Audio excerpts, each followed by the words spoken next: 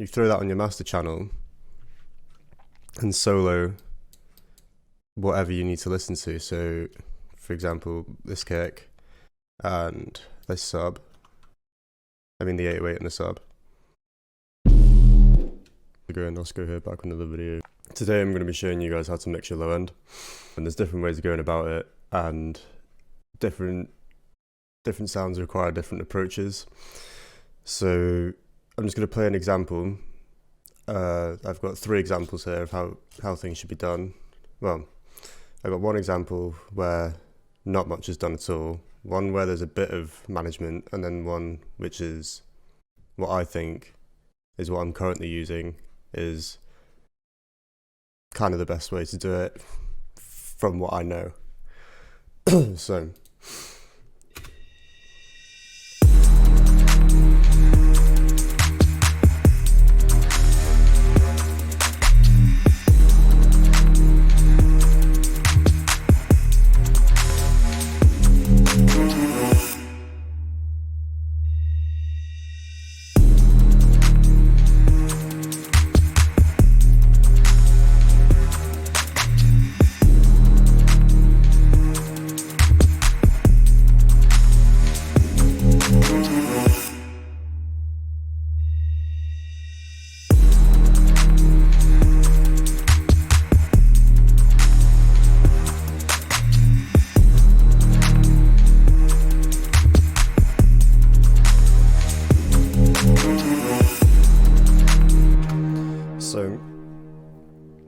let me break down what's going on in each bit. So for this section here,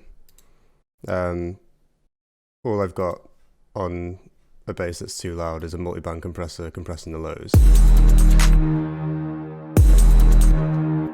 And that's sort of keeping things from clipping. But everything else isn't really managed. Everything sort of jumps around in volume.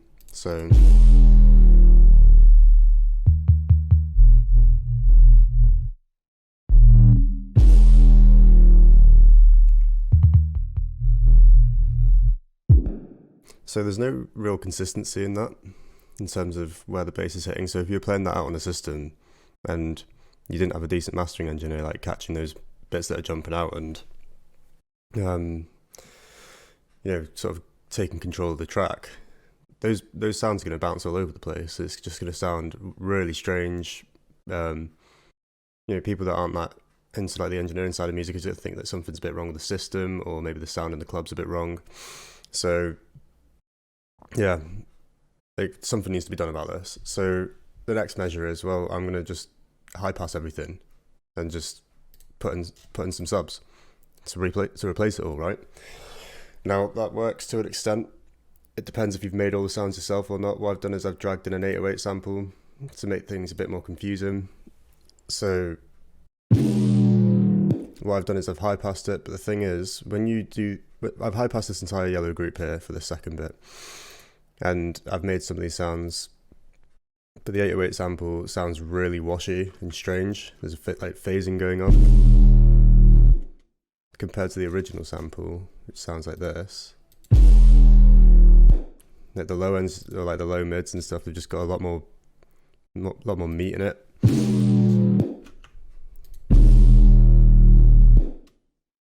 And I think it's because the decay time is the pitch of the 808 sample is changing over time, whereas this sub sample, this sub patch is just a static wave, and it's difficult with samples that you haven't made yourself because you don't know where the alignment is.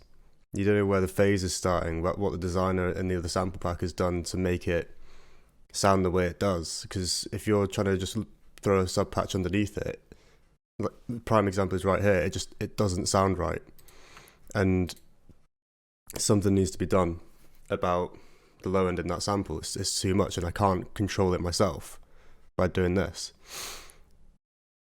So what's the fix? The fix is either you make your own sounds and you put in your own sub layers, or if you're just going to be using samples and stuff and you're running it into simplers and that, you're going to have to use the multiband method. It's not ideal because you can't shape the sound the way that you want to, and by designing your own sounds, you can really get to grips with like where everything sits, and like, you know, if you make your sounds and you make your 808s and your sub like note hit is sitting at -8 dB, you know to mix to that level every time you're making a track. So making tracks for you is going to be faster if you're designing your own sounds. But if you're constantly fighting all these sample packs with different like loudness standards, you're going to be constantly battling with the mix. Mixes aren't going to be easy. And if you want mixes to be easy, you need to be designing your own sounds so you know exactly where all your frequencies normally sit when you design your sounds. I can't imagine what it would be like to throw all these samples in and like, you know, try and get them all to blend well together, and the subs are all like jumping around in different places. It's just like, it's such a messy way to mix. Start worrying about your phase alignment and stuff. And if you don't know whether your track's in phase or not and you can't hear it, like, that's quite an obvious one, but sometimes it is difficult to hear. So I recommend downloading an oscilloscope plugin. So you got this one called Shope by Schwa. It's like £25. You throw that on your master channel and solo whatever you need to listen to. So for example, this kick and this sub, I mean the 808 and the sub. Right, now if I zoom in, there's all sorts of weird shit going on here. Like, nothing's really in line, is it? Like, there's just so much out of place. Whereas when it's all together, there's a lot more correlation here. If you can't hear it, and you can see it on a scope, you can start to understand like why things are sounding weird. Because if things aren't together, then it's just gonna, your speaker's not gonna know what to do, because one signal's telling it to move out here, like at X amount of distance, and then the other signal's telling it to move out at a shorter distance, and they're both playing at the exact same time. And the speaker's gonna try and execute doing both of those movements, but it's not gonna.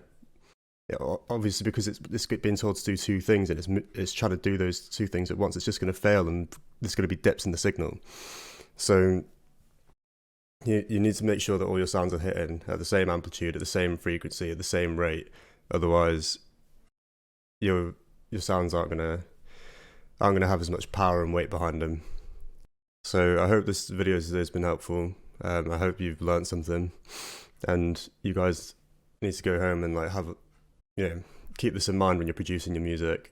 Like, don't be worried about it too much when you're making the track, but definitely when you get into the mixing phase, you need to start looking into this sort of stuff and maybe think about maybe swapping sounds out or replacing sounds, or trying to recreate them yourself so you have a bit more control over them if you are using samples.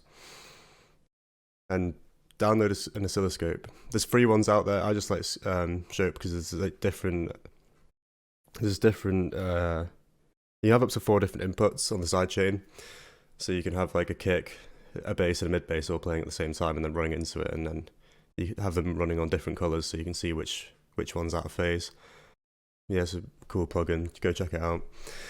All right, if you like the video, leave me a message in the comments, hit the like button, subscribe, and I'll see you in the next one, guys. Peace.